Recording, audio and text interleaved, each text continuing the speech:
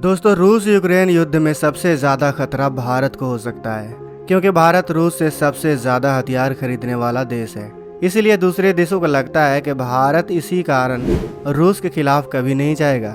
लेकिन भारत पिछले कुछ सालों में आत्मनिर्भर भारत के पंखों से एक नई उड़ान भर रहा है। दोस्तों, रूस के S-400 डिफेंस सिस्टम के सभी देश कायल हैं, और होंगे भी क्यों ना। S-400 है ही इतना एडवांस, लेकिन क्या आपको पता है कि भारत भी एक ऐसी ही एयर डिफेंस सिस्टम पर पिछले कई वर्षों से काम कर रहा है। आपको तो पता ही है कि भारत ने साल 2015 में रूस से S-400 एयर डिफेंस सिस्टम का डील किया था। लेकिन बहुत कम लोगों को पता है कि 1999 से ही DRDO एक एडवांस डिफेंस सिस्टम विकसित करने में लगा हुआ है, जिसके करीब 10 टेस्ट भी DRDO कंप्लीट कर चुका है। आने वाले समय में यह पूरा तैयार होकर भारत की सरहदों पर जल्द दिखाई देगा। तो आइए दोस्तों, भारत के इस डिफेंस सिस्टम के बारे में जान लेते हैं।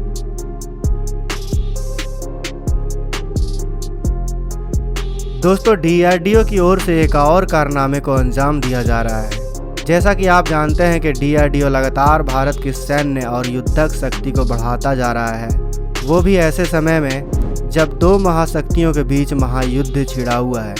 ऐसे में सवाल है कि आखिर DRDO ने ऐसे ही वक्त पर इस हथियार का परीक्षण क्यों किया, जब रूस और यूक्रेन के बीच युद्ध छिड़ा हुआ है। दोस्तों, अगर हम साफ साफ शब्दों में समझें कि जब युद्ध में हथियारों की होड़ शुरू हुई, तब यही माना जाता था कि जिस देश के पास जितने खतरनाक और घातक हथियारें होंगी, वही युद्ध का विजेता घोषित होगा।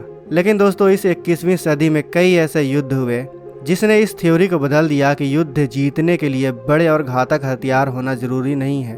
उदाहरण की बात करें तो हम 2020 में आर्मेनिया और अजरबैजान के युद्ध को देख सकते हैं। वहीं 2021 में हुआ इजराइल फिलिस्तीन युद्ध, और सबसे बड़ा उदाहरण रूस यूक्रेन युद्ध भी हमारे सामने है। दोस्तों, रूस यूक्रेन युद्ध से पहले दुनिया के एक्सपर्ट यही मान रहे थे कि यूक्रेन रूस के सामने 48 घंटे भी नहीं टिक पाएगा। लेकिन दोस्तों, नतीजा हम सबके सामने है। 2 महीने से ऊपर हो चुका है, मगर यूक्रेन आज भी रूस के सामने डटा हुआ है। आपको बता दें दोस्तों कि यूक्रेन के पास कोई बड़ा हथियार नहीं था। उसने अपने छोटे छोटे हथियारों का इस्तेमाल कर रूस को भौचक्का कर दिया। यूक्रेन ने रूस के विरुद्ध अपने छोटे ड्रोन, टैंक, फाइटर एयरक्राफ्ट और छोटे छोटे मिसाइलों का ऐसा इस्तेमाल किया कि रूस आज भी नाकों चने चबा रहा है। यूक्रेन के इस युद्ध ने यह साबित कर दिया कि युद्ध में बड़े बड़े हथियार हाथी के दांत की तरह होते हैं, जो सिर्फ दिखाने के लिए हैं। युद्ध में अगर दुश्मन से लंबे समय तक डटे रहना है या दुश्मन को पस्त करना है, तो छोटे छोटे हथियार काफ़ी मदद कर सकते हैं। और यही बात दुनिया के तमाम डिफेंस एक्सपर्ट नोटिस कर चुके हैं, जिसमें भारत भी शामिल है। इसलिए भारत भी अब छोटी मिसाइलों की ताकत को बढ़ाने में ध्यान दे चुका है। आपको बता दें कि भारत पहले से ही इस दिशा की ओर काफ़ी आगे बढ़ चुका है। आपको याद होगा कि भारत ने पिछले साल ही अग्नि प्राइम मिसाइल का टेस्ट किया था, जो कि टैक्टिकल युद्ध में काफ़ी आगे है। इसके अलावा भारत ने अभी हाल ही में हेलिना मिसाइल का भी परीक्षण किया है, और भारत जल्द ही प्रलय मिसाइल का भी परीक्षण कर सकता है। लेकिन दोस्तों, भारत अब जिस हथियार का परीक्षण करने वाला है, उसके सामने प्रलय और हेलिना जैसी हथियारें तो कुछ भी नहीं है। भारत के इस हथियार के बारे में जानकर आप हैरान रह जाएंगे। भारत का यह हथियार न केवल दुश्मन के रडार को चकमा देने में सक्षम है, बल्कि यह रडार को ही तबाह करने की ताकत रखती है। इस मिसाइल का नाम है रुद्रम 1, और यह अभी काफ़ी सुर्खियों में है, और होगी भी क्यों ना दोस्तों, यह है ही इतनी लाजवाब। 2020 में DRDO ने इस मिसाइल का परीक्षण किया।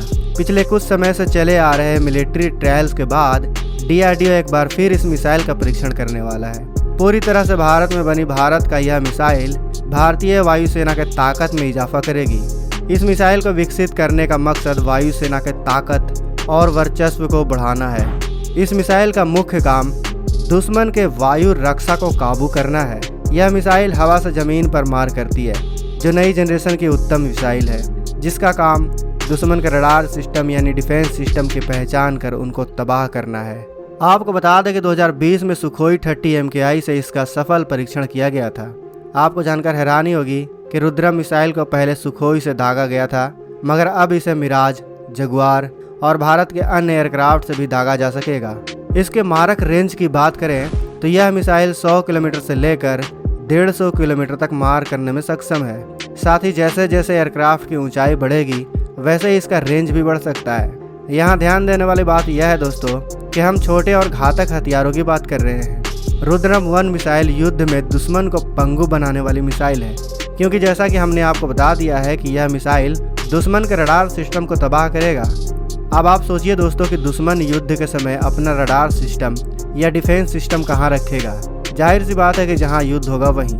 ऐसे में इसकी 100 किलोमीटर या 150 किलोमीटर तक मार करने की क्षमता काफ़ी होगी। ऊपर से इसको फाइटर एयरक्राफ्ट से लॉन्च किया जा सकेगा, जो टारगेट के नज़दीक से नज़दीक जाकर ही इसे लॉन्च करेगा।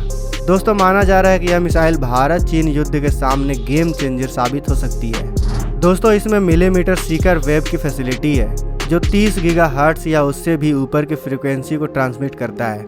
उड़ान के दौरान टारगेट तक पहुंचने के लिए इसमें इनर्शियल नेविगेशन सिस्टम यानी INS के साथ GPS सैटेलाइट गाइडेंस सिस्टम भी इस मिसाइल में लगाया गया है। साथ ही इसमें पैसिव होम हेड सीकर भी लगा हुआ है, जो 100 किलोमीटर दूर से आ रही रेडियो फ्रीक्वेंसी को पकड़ने में माहिर है।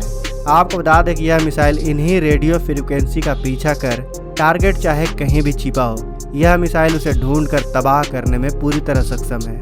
2020 में जब इसका परीक्षण किया गया था तब इस परीक्षण को काफ़ी अहम माना गया था, लेकिन आपको बता दें कि यह पहली बार नहीं था जब इस मिसाइल को सुखोई से दागा गया हो। लेकिन उस समय यह चीन भारत विवाद के कारण चीन के लिए चेतावनी की तरह साबित हुआ था।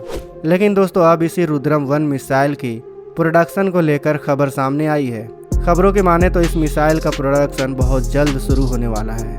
वहीं अगर हम बात करें इस मिसाइल के अपडेट की तो DRDO के मुताबिक इसकी NGCCM यानी next generation close combat missile की 5 यूनिट की फैब्रिकेशन प्रोसेस को DRDO द्वारा शुरू किया जा चुका है। जैसे ही इसकी फैब्रिकेशन पूरे होंगे वैसे ही इसके ट्रायल पर काम शुरू होगा और इसके बाद फैसला किया जाएगा कि इस मिसाइल को किस किस एयरक्राफ्ट में लगाना है। हाल ही के रिपोर्ट में बताया गया है कि next generation close combat missile यानी NGCCM को तेजस में लगाया जाएगा, जिससे यह कहा जा सकता है कि यह मिसाइल तेजस के लिए एक नई मिसाइल होने वाली है। तो दोस्तों अगर आप भी रुद्रम 1 मिसाइल को सपोर्ट करते हैं तो इस वीडियो को लाइक ज़रूर करें और वीडियो को शेयर करके DRDO को अपना प्यार दिखाएं, क्योंकि अगर आप वीडियो को शेयर करेंगे तो इस वीडियो के माध्यम से DRDO के इस कारनामे को पूरा देश, पूरा भारत जानेगा। इसलिए वीडियो शेयर करना ना भूलें दोस्तों। मिलते हैं अगले वीडियो में। जय हिंद, जय भारत।